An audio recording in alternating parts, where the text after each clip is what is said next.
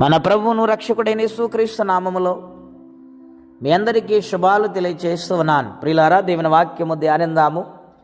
Mark సువార్త 1వ అధ్యాయం 35వ వచనం. ఆయన పెందలకాడ లేచి ఇంకను చాలా చీకటి ఉండగా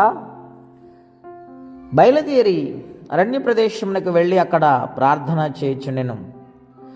సీమోను అతనితో కూడా ఉన్న వారు ఆయనను వెదుకుచూ వెళ్ళి ఆయన కనుగొని, ప్రియులారా, పరిశుద్ధాత్మ దేవుడి దినాన్ని మనతో మాట్లాడుచున్నారు. యేసుక్రీస్తు ప్రభువారి లోకములో జీవించినప్పుడు ఆయన ప్రార్థన పెందలకాడ లేచేశారని ఇక్కడ వ్రాయబడి ఉన్నది. మన జీవితాల్లో రోజు ముగిస్తున్నప్పుడు, రోజు ప్రారంభిస్తున్నప్పుడు మొదట ఆత్మీయ జీవితంలో ఎంతో ప్రార్థన చేసేవారు కదండి.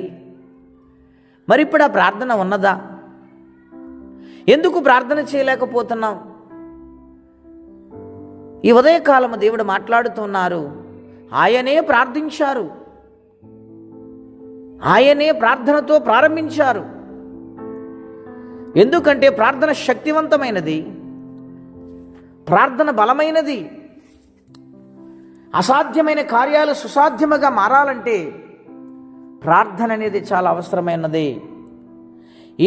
పాపిష్టి లోకము నుండి, ఈ లోకములో ఉన్న పాప శాపము నుండి ప్రత్యేకించబడాలంటే ప్రార్థన చాలా అవసరమైనది.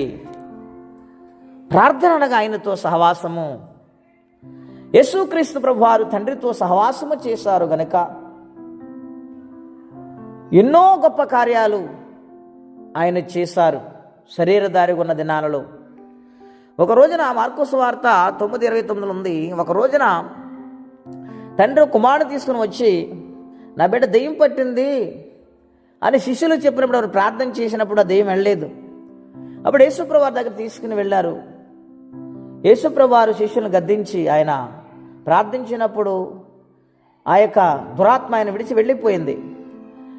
ఆయన యేసుక్రీస్తు ప్రభువారు శిష్యులందరూ కూడా ఏకాంతముగా ఉన్నప్పుడు అడిగారు, ఏనాయన మేము ప్రార్థించాము, ఎందుకు జరగలేదంటే ఆయన అన్నాడు, ప్రార్థన వలనే కానీ మరి దేని వలనైనను సాధ్యము కాదు, కనుక మీరు ప్రార్థించండి అన్నారు.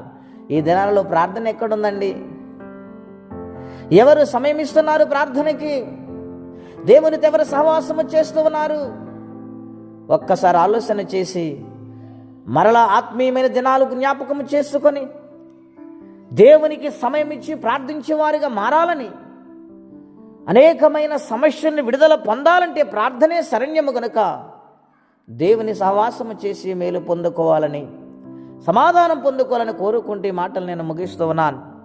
ప్రార్థన అండి. అత్యంత కృప కలిగిన దేవా, బహోన్నతమైన మీ నామం కొరకై స్తోత్రం చెల్లిస్తూ ఉన్నాం. ప్రార్థన విలువను మాకు చూపించారు ప్రభువా. మేము లోబడి ప్రార్థించేవారిగా సహాయము చేయండి.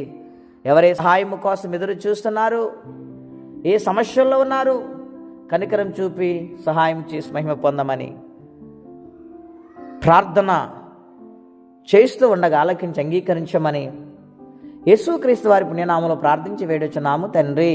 ఆమేన్. దేవుడు దీవించును గాక. ఆమేన్.